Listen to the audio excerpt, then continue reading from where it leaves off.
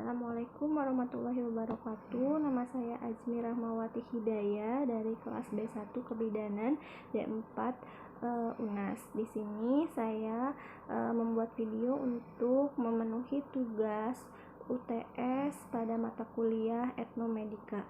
Baiklah, di sini saya akan menjawab pertanyaan yang sebelumnya sudah diberikan pada web kuliah mata pelajaran etnomedika. Yang pertama yaitu jelaskan kelebihan dan kekurangan pada pengobatan tradisional dan medis beserta contohnya.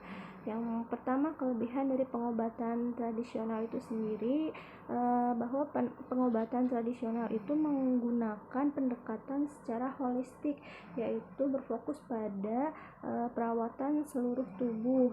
Jadi tidak hanya untuk pengobatan fisiknya saja, namun dari segi kesehatan secara spiritual dan emosional juga.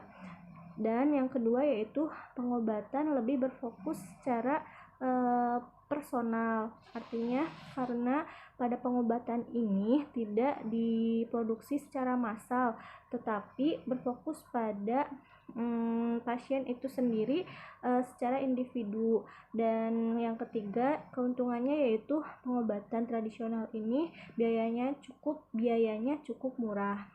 Lalu untuk kekurangan pada terapi tradisional ini yaitu memakan waktu yang cukup lama. Dan yang kedua yaitu diperlukannya kedisiplinan pada pasien itu sendiri. Contohnya memerlukan adanya perubahan pada sikap pasien atau pola hidup untuk menunjang keberhasilan terapi yang sedang dijalani. Dan penelitian yang terbatas. Lalu untuk kelebihan pada pengobatan medis itu sendiri, dalam pemberian obat atau terapi obatnya sebelum diberikan kepada pasien harus melalui penelitian atau uji klinis terlebih dahulu agar diketahui manfaat atau efek samping pada obat tersebut, dan harus disetujui oleh WHO terlebih dahulu sebelum dikonsumsi oleh masyarakat. Dan kerugiannya mungkin dari segi kerugiannya, pengobatan medis lebih mahal dari obat tradisional karena menggunakan teknologi canggih serta melalui berbagai penelitian terlebih dahulu sebelum dikonsumsi. Adapun contoh terapi tradisional adalah bekam, akupuntur, guroh, serta refleksi. Lalu pertanyaan yang kedua yaitu faktor-faktor yang dapat meningkatkan penggunaan obat tradisional di masyarakat, yaitu yang pertama faktor sosial budaya atau adat istiadat pada lingkungan masyarakat tersebut. Lalu yang kedua yaitu karena pendapatan masyarakat, contohnya pada masyarakat di daerah pedesaan yang pendapatannya minim lebih mempercayai atau menggunakan obat tradisional daripada menggunakan obat medis karena biaya yang relatif mahal. Pertanyaan yang ketiga yaitu perbedaan antara jamu, obat herbal terstandar, serta fitofarmaka. Yang pertama yaitu jamu. Jamu adalah obat tradisional yang berdasarkan dari bahan tumbuh-tumbuhan yang diolah menjadi bentuk serbuk, seduhan pil, dan cairan langsung minum. Umumnya pembuatan jamu ini diresepkan dari warisan leluhur kita. Dan obat herbal terstandar adalah obat tradisional yang terbuat dari ekstrak atau bahan alam atau sari bahan alam yang berupa tanaman. Berbeda dengan pembuatan jamu. Jika pembuatan obat herbal terstandar ini sudah menggunakan teknologi maju dan terstandarisasi. Dan yang ketiga yaitu fitofarmaka. pada fitofarmaka bahan atau ramuannya berupa bahan dari tumbuhan itu sendiri dan bahan hewan atau bahan dari mineral. Tetapi pada produk fitofarmaka ini obatnya boleh dipasarkan jika sudah melewati uji praktikum atau uji klinis terlebih dahulu.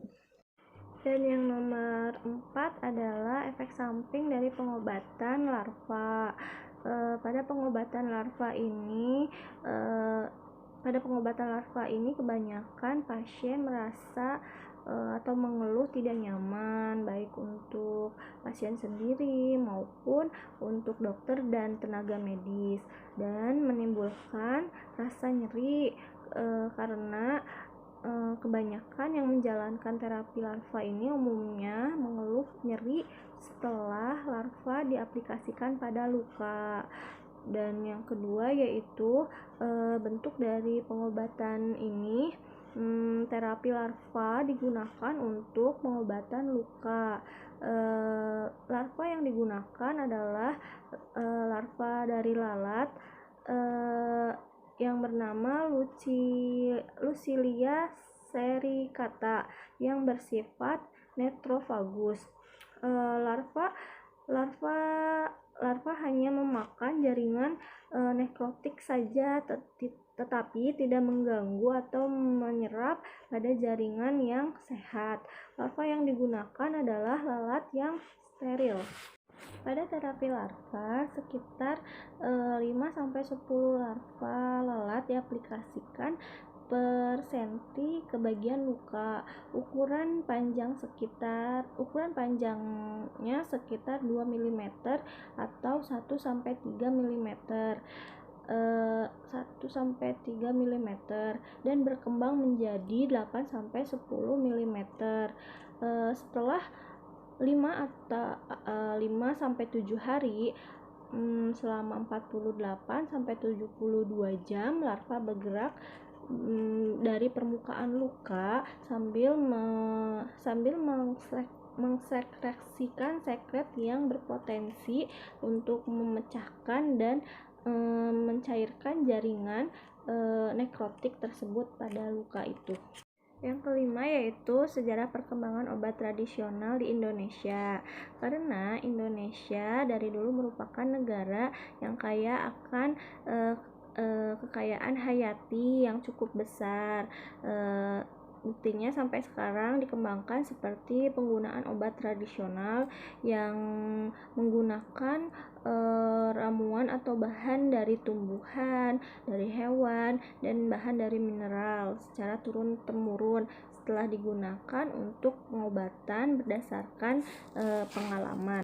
Dan pada ratusan tahun yang lalu, nenek moyang kita dikenal dengan pandai membuat atau meracik obat atau jamu-jamuan. Kemahiran dari nenek moyang kita diturunkan atau diwariskan dari satu generasi ke generasi selanjutnya hingga bertahan sampai zaman sekarang.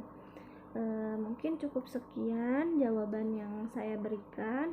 Mohon maaf apabila ada kesalahan dalam menjawab pertanyaan. Saya akhiri, wabillahi taufiq wal hidayah. Wassalamualaikum warahmatullahi wabarakatuh.